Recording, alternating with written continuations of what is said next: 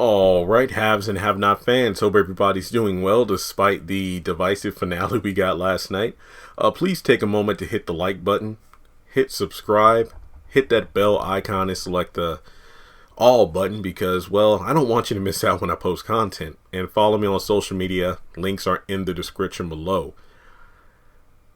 This video, let's say it has a glimmer of hope, but trust and believe, I'm still standing on the soapbox of I don't think the haves and have-nots is coming back, and based on that finale, I don't think I want it to be completely honest. I mean, I think we just need to cut our losses and move on, despite how the finale certainly left a bad taste in a lot of our mouths, just to again put that out there. But I even tweeted about this last night, and again, this isn't to support false hope, but it's just talking about based on how quickly they opted to just kill people off so quickly.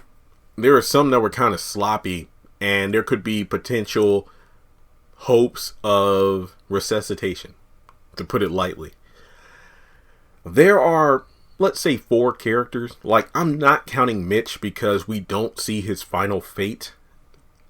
And Leo, I mean, obviously, if he was right outside when the bomb went off, he probably is dead because the explosion literally came right out of the living room and blew off the front door, so he could have just been killed right there. But there are 4 characters who I think potentially could have survived their alleged deaths. And if there's anybody else, feel free to let me know.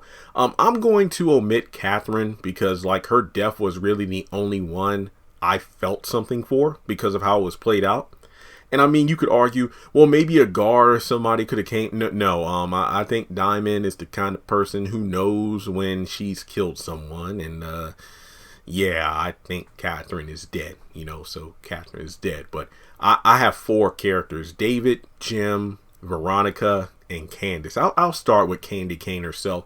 You could argue, in the world of Tyler Perry, we've seen this plenty of times in this show alone, when a character has quote unquote drowned, but then they actually regain consciousness. Veronica actually made sense given the fact that, well, she was a lifeguard in college, so she knows how to hold her breath. But we're talking about Candace, who had been roughed up by the Malones, and to be honest, we don't know to what extent she could barely hold herself up. So Jim held her down for a good while, longer than David held down Veronica. And this was meant to be the grand finale, so by the time Hannah found her, she was indeed dead. So in my opinion, I think Candace really is dead. But I feel like the argument could be made that she didn't have enough strength to fight back, so she literally gave out quicker than she normally would. So I feel like, honestly, if it was written that she could regain consciousness after Hannah goes back to her body, I could buy it. I can in theory buy it. But, the fact that she didn't tell her mom she was pregnant, where the hell was Charles, this and that. So I could accept Candace being quote unquote resuscitated. I could believe that. All right. Jim Cryer, believe it or not. I've been seeing so many funny tweets and quotes about this. It's like, Jim is the only person I know who could get killed after being hit by a car going 20 miles an hour. I will say this much. He pretty much pulled a good Joker. No, him and Hannah both got the Joker laughing gas because he was like, come on, hit me. Didn't he say that in like The Dark Knight Returns? I mean, The Dark Knight, wasn't it the second Christopher Nolan film with Joker and Batman? And before Joker got hit with the, it was like, hit me, come on, hit me. It was like that. And hell, didn't even Jack Nicholson do the same thing in the first Tim Burton Batman film, where he's like, hit me, but then Batman decided to go for the Joker balloons instead, that carnival. So Jim got hit, but we heard him groaning after he just got hit and, flew off of the car. And we saw the blood on the windshield, which I guess was to signify, yeah, Jim is dead. But I could buy Jim surviving. Seriously. I could buy that Jim survived the car crash. I mean, the hit and run, if you will. Which is ironic because That's what Wyatt did to Benny. And some people were like, hey, that was Amanda's car. So it's like he got hit by his dead daughter's car. True. So in that situation, we move on to the next one. David. Madison and Jeffrey are dead. I don't care how you slice it. Jeffrey had the box open and he was looking at it curiously. Madison had, given him, I guess it was the thing that he said he had for Jeffrey. I think it was that same pill he gave to Jeffrey in the hospital to calm his nerves. So he came back from the garage to get it. Too bad. I mean, if he had taken just a little more time to look around, there would have been a good chance he would have lived. But no, he was sitting right there when Jeffrey opened the box, and Tanner, and it wasn't because Jeffrey opened the box. It was the fact that Tanner pushed the detonator. So even if Jeffrey just left the box there, the bomb would have went off. And David, he said he was leaving to check on Jim, and he walked away. He seemed to be a good distance out of the living room area by the time Tanner hit the detonator. So I could actually buy David being out of the blast radius. Remember, guys, he was standing directly next to Erica's car when it blew up, when she cranked the ignition, and he got blown across the yard and still survived.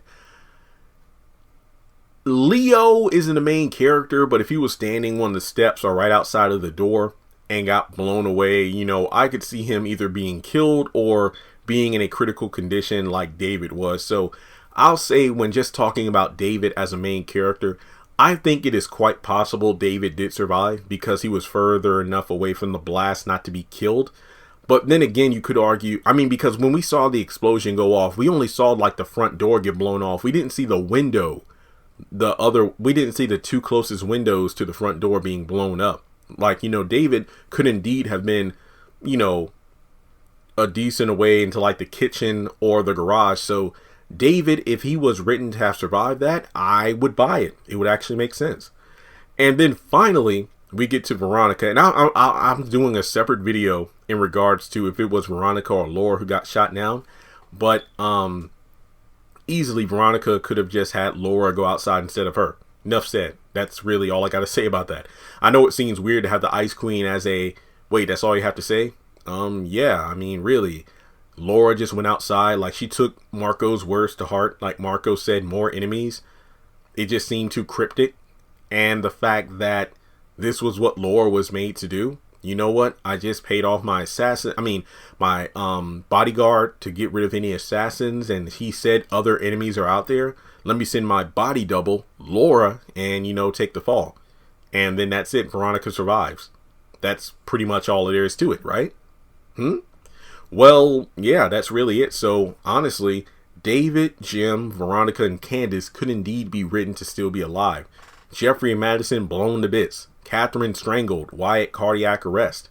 Benny gunned down. They're dead. But these four characters, I say there's potential for them to live. So, with that being said, let me know your thoughts in the comment section below. And I know the caveat is, what if somebody was dreaming? Nobody died. No, that's not the case. So thanks so much for tuning in. And if you want to donate to the channel, feel free to do so on PayPal or Cash App. And with that being said, guys, I'll talk to you all in the next video.